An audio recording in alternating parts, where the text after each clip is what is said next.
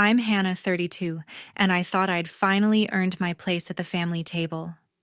I'd spent weeks planning this dinner at my house in Philadelphia, hoping to bring everyone together. I'd cooked a roast, poured my heart into it, even bought a fancy dessert to share. But the moment we sat down, my dad leaned back in his chair, his voice dripping with sarcasm. "Still living off us, huh?" he said loud enough for everyone to hear. The room went quiet for a split second, then my mom laughed, a sharp, cutting sound that hit me like a slap. My sister and her husband smirked, their eyes flicking to each other like they were in on some private joke. Even my little niece sitting at the end of the table looked confused, her fork frozen midair. My roast sat untouched, the dessert ignored. I felt my face burn, the weight of their laughter pressing into me. They thought I was a joke, like I was still the kid who needed their help, not the woman who'd built her own life. I didn't argue. I didn't yell. I just pushed my chair back, the scrape against the floor louder than their chuckles. I grabbed my coat and walked out, their voices fading behind me. But that night something snapped.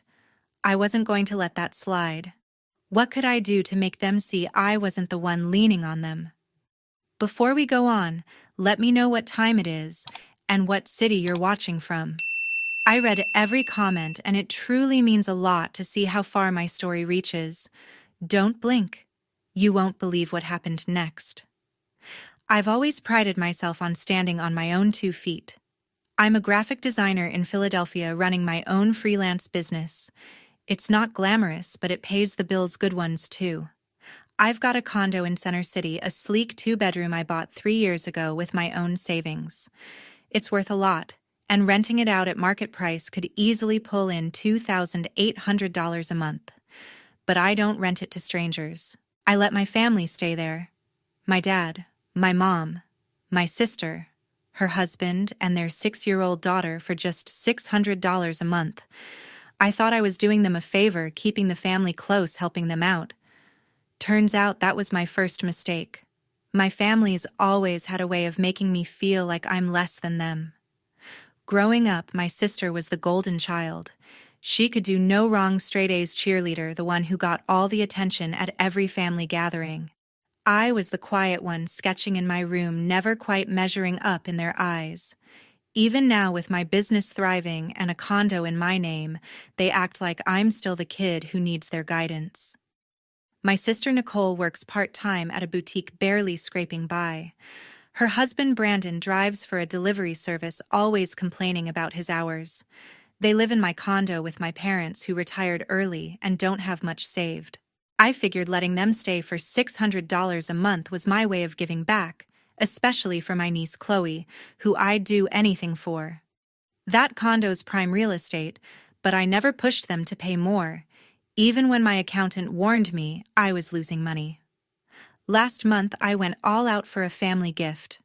I designed custom prints for everyone, framed artwork personalized with their names and favorite colors. I spent hours on them, thinking it'd be a nice gesture, something to show I care. I dropped them off at the condo, excited to see their reactions. My mom glanced at hers, muttered a quick "thanks," and set it aside. My dad didn't even open his. Nicole said she'd hang hers in Chloe's room, but I later saw it stuffed in a closet, still wrapped. Brandon just nodded like it was no big deal. Chloe was the only one who seemed thrilled, hugging me and saying she'd put hers above her bed. That moment with her was the only thing that kept me from losing it right there. But it wasn't just the gift. It's the way they treat me, like I owe them something. Nicole's always dropping hints about how tough things are, how they need a break. My dad chimes in saying I should be grateful for all they've done for me, like paying for my art classes back in high school. My mom stays quiet most of the time, but when she does speak, it's to praise Nicole, her job, her parenting, her everything. Meanwhile, I'm busting my tail working late nights to keep my clients happy, and they act like I'm just coasting through life. I started wondering if they even saw me as an equal, or if I was just the family ATM. It's not like I haven't tried to talk to them. A few weeks ago, I brought up the condo over coffee with Nicole. I mentioned the market rate just to gauge her reaction, maybe nudge her to appreciate what I was doing. She laughed it off, said I was lucky to have family willing to stay in my fancy place. Brandon overheard and made a snide comment about how I'd never survive without their support. Support, I'm the one footing the bill for their life in Center City. I let it slide, told myself it wasn't worth the fight. But deep down, I knew something was off. They weren't grateful, they were entitled. I started paying closer attention. Little things added up. Nicole would post about her perfect life online, showing off the condo like it was hers. She'd tag designer brands, acting like she could afford them when I knew she was barely paying her share of the rent. My dad would call to ask for a little extra for repairs, but I'd find out later the condo was fine, they just wanted cash. My mom never backed me up, always siding with Nicole like I was the one asking for too much. It was like they thought I owed them that condo, that I was supposed to keep handing over my hard-earned money because we're family. I confided in my boyfriend Tyler about it one night. He's 33, a marketing consultant who's always had my back. We've been together 2 years and he's seen how my family treats me. He didn't sugarcoat it. Hannah, he said, they're taking advantage of you. You're not their landlord, you're their bank. His words hit hard. I'd been telling myself I was helping out, keeping the peace, but Tyler was right. I was letting them walk all over me. That realization burned, but it also lit a fire. I wasn't sure what I'd do yet, but I knew I couldn't keep playing their game. Every time I drove by that condo, I'd feel this knot in my stomach. It wasn't just about the money, it was about respect. I'd worked for everything I had, and they acted like it was theirs to take. I started thinking about what it'd be like to take it all back, to show them I wasn't the pushover they thought. A few days after I started questioning my family's entitlement, I got a call from Tara, a mutual friend who works with Nicole at the boutique. We weren't close, but she'd always been friendly enough.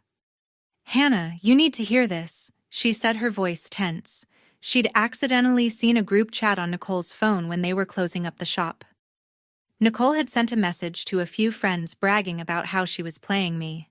"Hannah's such a pushover," the message read. "We're living in her Center City condo for just $600 a month, a steal for a place worth almost $3 grand. She's too naive to charge us more.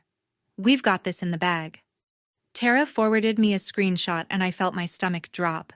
The words stared back at me, cold and smug. My own sister laughing at how she was taking advantage of me.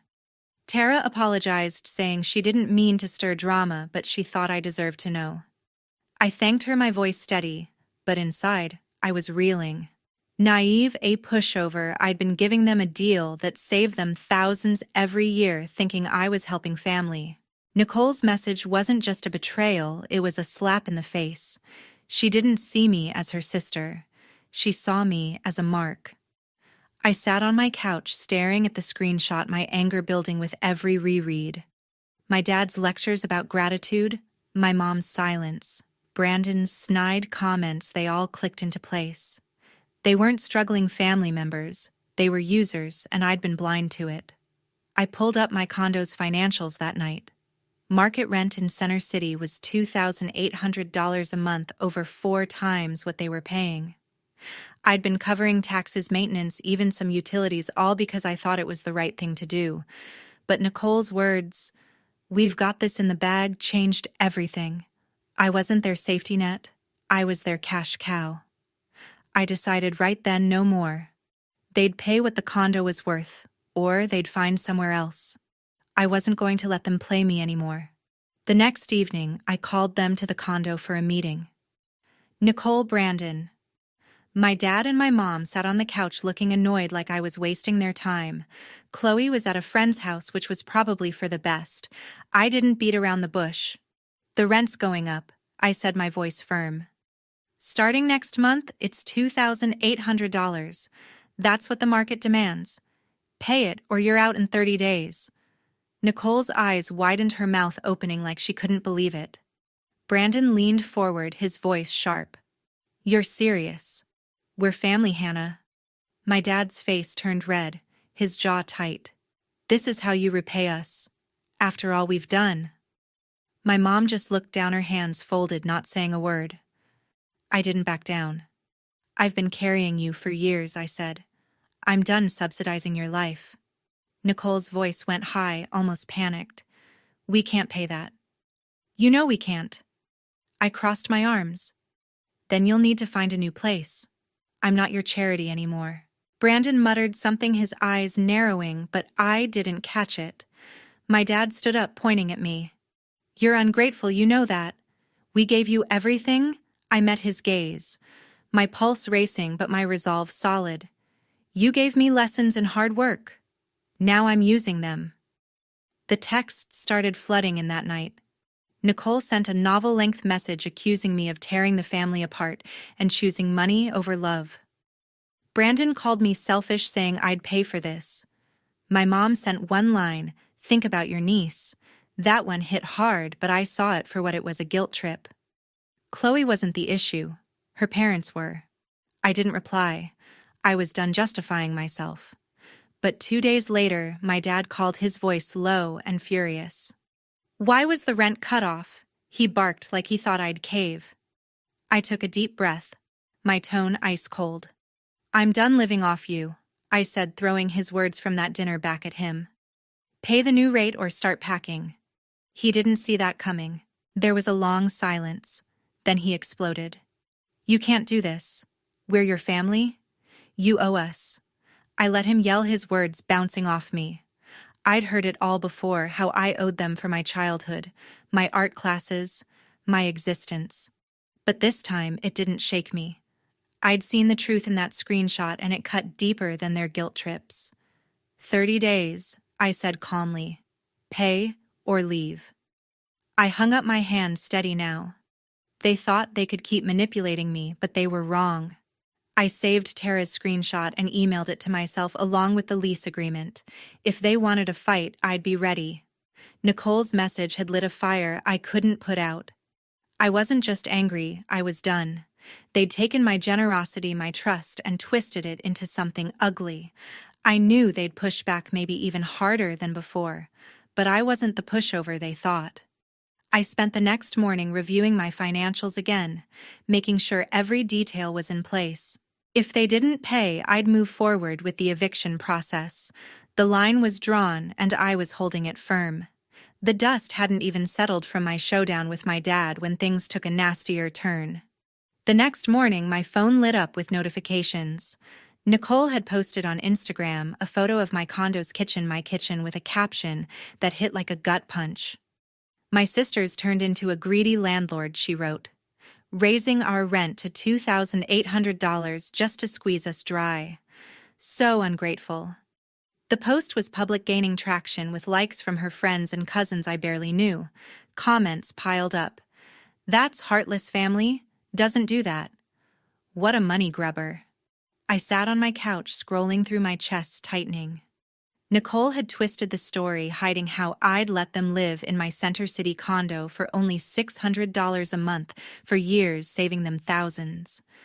I didn't take the bait and comment. I knew arguing online would only fuel her narrative. Instead, I saved screenshots of the post and every comment, storing them in a folder for safekeeping. That evening, my phone buzzed with a text from a blocked number. Push this further and your condo won't stay so perfect, it said. My pulse spiked. The message didn't name the sender, but I immediately thought of Brandon. His temper had always been short, and the way he'd sneered during our last meeting screamed bad news. I stared at the text, my anger mixing with unease. This wasn't just a tantrum, they were trying to bully me. I called my boyfriend Tyler, who was wrapping up a meeting downtown. I read him the text, my voice steady despite the knot in my stomach. They're lashing out because you stood up to them, he said, his tone calm but serious.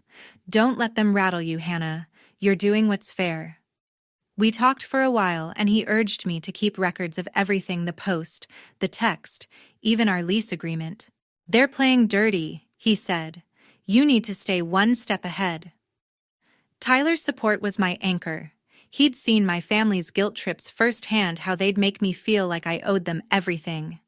He offered to come over the next evening to help me plan my next move, and I felt stronger knowing he was with me. The following day, I went to the condo to address a maintenance issue. They'd reported a flickering light in the hallway. I let myself in expecting to find someone home, but the place was quiet. My dad was likely at his part-time job, my mom was probably shopping, and Nicole and Brandon were out. Chloe was at school, leaving the condo empty. I replaced the light bulb in minutes, but as I passed through the living room, something stopped me cold. My cream-colored sofa had a bold, jagged scribble across one arm drawn in black permanent marker. My heart sank. This wasn't a mistake. Someone had done this on purpose, a cheap shot to hit back at me. My mind went to Brandon, picturing him fuming, marker in hand. Nicole might have been behind the post, but this felt like his kind of petty revenge. I snapped photos of the damage, my hands shaking with fury. That sofa was part of the condo's furnishings worth $700. I sent the pictures to Tyler, who texted back, "That's low. You've got to act on this." I called a cleaning service right away, getting a quote of $200 to try removing the ink, with no promise it'd work. Standing there staring at the ruined sofa, I felt a fire ignite. They thought they could trash my property and scare me into backing off. They had no idea who they were dealing with. I wasn't just fighting for my condo. I was fighting for the years I'd let them walk over me. That afternoon, I met with my lawyer, the same one who'd helped me buy the condo. I laid out everything: Nicole's Instagram post, the threatening text, and the photos of the sofa. "This is deliberate," he said, reviewing the evidence. "The text could be seen as a threat, and the damage is clear. Bad faith. You've got a solid case for eviction if they don't pay the new rent." He cautioned that family disputes could get messy, but I was resolute. "They crossed a line," I said. "I'm not letting this slide." He started drafting a formal eviction notice to be sent if they miss the $2,800 payment. It felt like loading a weapon I hoped I wouldn't have to fire. When I got home, my phone was still buzzing. My mom had left a voicemail I didn't play. A cousin texted urging me to fix things with Nicole as if I was the problem. I ignored them. They'd bought her story without asking for mine. That night, Tyler came over and we went through the evidence together. He looked at the sofa photos, shaking his head. "They're desperate," he said. "But you're holding your ground." His belief in me was everything. I wasn't just defending my property, I was reclaiming my dignity. The next morning, I returned to the condo to check for other damage. I walked through each room, my eyes scanning for anything out of place. In Chloe's room, I found a small crayon drawing on her desk, a stick figure family under a rainbow. It tugged at my heart, reminding me she was caught in this mess. I folded it carefully and slipped it into my bag. Then I locked the condo and called my lawyer to finalize the eviction notice. They had 30 days to pay or get out, and I was ready to follow through. The deadline came faster than I expected. On day 29, I got a curt email from Nicole saying they couldn't afford the new rent and were moving out. No apology, no acknowledgement of the years I'd subsidized them, just a cold confirmation they'd be gone by the end of the week. I felt a mix of relief and dread. Relief that I was finally taking control, dread for what they might leave behind. I drove to the condo on the morning they were supposed to move out. Tyler offered to come, but I told him I needed to handle this alone. The building's doorman buzzed me in his face, neutral but his eyes curious. When I unlocked the door, the condo was silent, the air heavy with the absence of my family. My dad, my mom, Nicole, Brandon, and Chloe were gone. The furniture I'd provided was still there, but the place felt stripped, like they'd taken more than just their belongings. I walked through the living room, bracing myself for what I might find. The sofa, still marked with that ugly black scribble, sat as a reminder of their spite. But it was in the hallway that I stopped dead. The full-length mirror I'd installed near the front door was shattered, a spiderweb of cracks radiating from the center. A single word was scratched into the glass: greedy. My breath caught. This wasn't an accident, it was a final jab, probably from Brandon, though I couldn't prove it. I stood there staring at the broken mirror, my anger flaring but quickly giving way to resolve. They thought this would break me, make me feel guilty. It didn't. It only proved I'd made the right call. I took photos of the damage, adding them to the folder with Nicole's post, the threatening text, and the sofa pictures. My lawyer had warned me they might try something like this, and he'd been right. I called him from the condo, my voice calm but firm. "They're out," I said. But they left a mess. "What's next?" He told me to document everything and file a claim for damages if I wanted to pursue it. I wasn't sure yet, but I knew I wasn't letting this slide. Cleaning up their mess took the rest of the day. I swept up the glass from the mirror, careful not to cut myself, and scheduled a repair service to replace it. The quote was $300, another expense they'd forced on me. The sofa was beyond saving, so I arranged for a hauler to pick it up. As I worked, I found small traces of Chloe, a forgotten hair tie, a glittery sticker on the fridge. Each one stung, but I reminded myself she wasn't the problem. My niece was just a kid caught in her parents' chaos. I kept her crayon drawing from the desk, tucking it into my bag with a pang of guilt. I wanted to reach out to her, but not now, not while Nicole and Brandon were still twisting the narrative. By the next morning, I was ready to move forward. I contacted a real estate agent I'd worked with when I bought the condo. I told her I wanted to rent it out at market rate, $2,800 a month. She didn't hesitate. "That's a fair price for Center City," she said. "We'll have tenants lined up in no time." She was right. Within 2 days, she'd posted a listing online and inquiries started pouring in.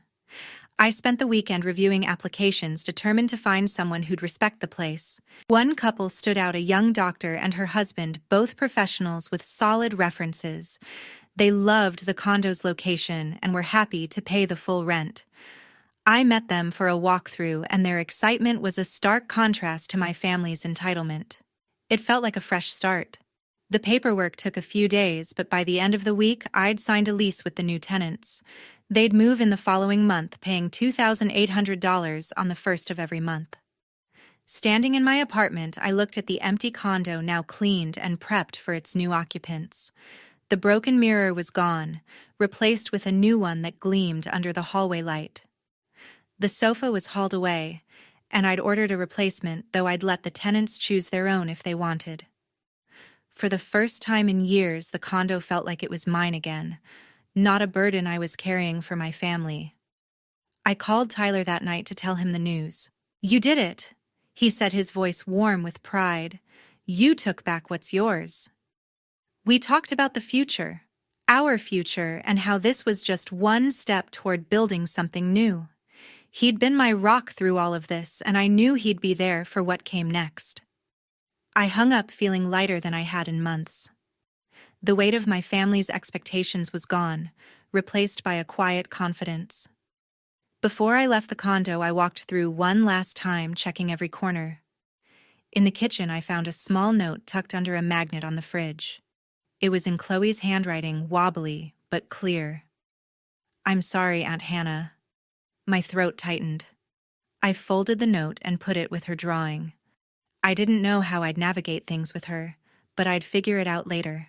For now, I locked the door behind me and headed to my lawyer's office to drop off the damage photos. With the condo leased to new tenants, I felt like I could finally breathe again. The chaos my family left behind, the broken mirror, the scribbled sofa, the accusations, was fading into the background.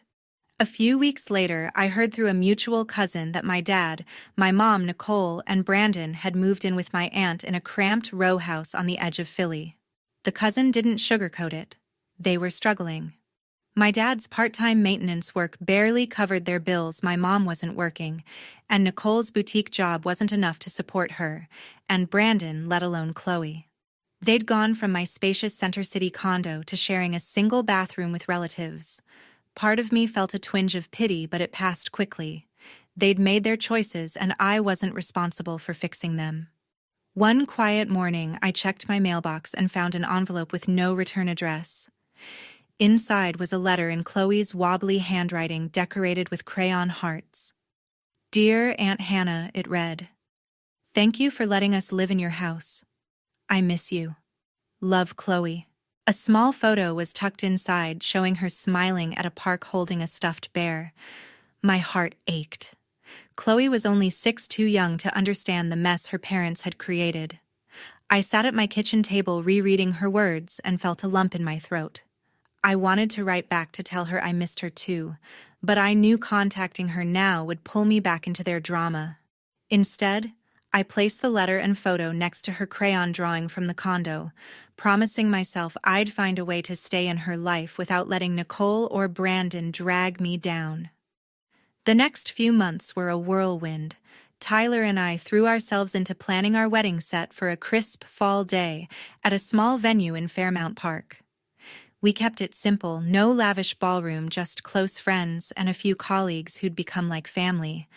I hadn't heard from my dad, my mom, or Nicole since they moved out, and I didn't invite them. It wasn't an easy decision, but it was necessary. Their actions, Nicole's public attacks, Brandon's threats, my dad's demands had shown me they didn't value me. Tyler supported me completely, never pushing me to reconcile. "You're building your own life now," he said one night as we finalized the guest list. They had their chance. His words settled something in me, a quiet certainty that I was doing the right thing. The wedding day arrived with a clear sky and a cool breeze. I walked down the aisle in a simple white dress, my hand in Tyler's, my heart steady. My best friend Sarah stood as my maid of honor, beaming as she adjusted my veil. The ceremony was short, but heartfelt, with vows we'd written ourselves. "Hannah, you're my home." Tyler said, his voice cracking just enough to make me tear up. I promised to stand by him, to build a life rooted in trust and respect.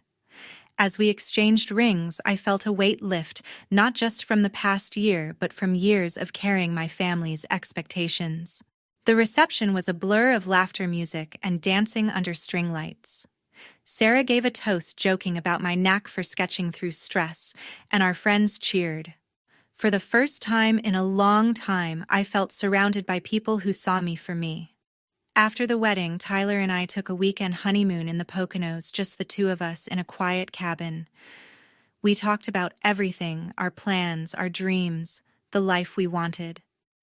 I told him about Chloe's letter, and he suggested we could reach out to her when things settled, maybe through her school, to avoid her parents. It was a small spark of hope, a way to keep her in my life without reopening old wounds. Back in Philly, I checked on the condo. The new tenants, the doctor and her husband, were settling in, paying $2,800 each month without complaint. They'd even sent me a thank you note for the new mirror, saying it brightened the hallway. It was a small thing, but it felt like proof I'd made the right choice. Cutting off my family wasn't something I'd planned, but it was what I needed.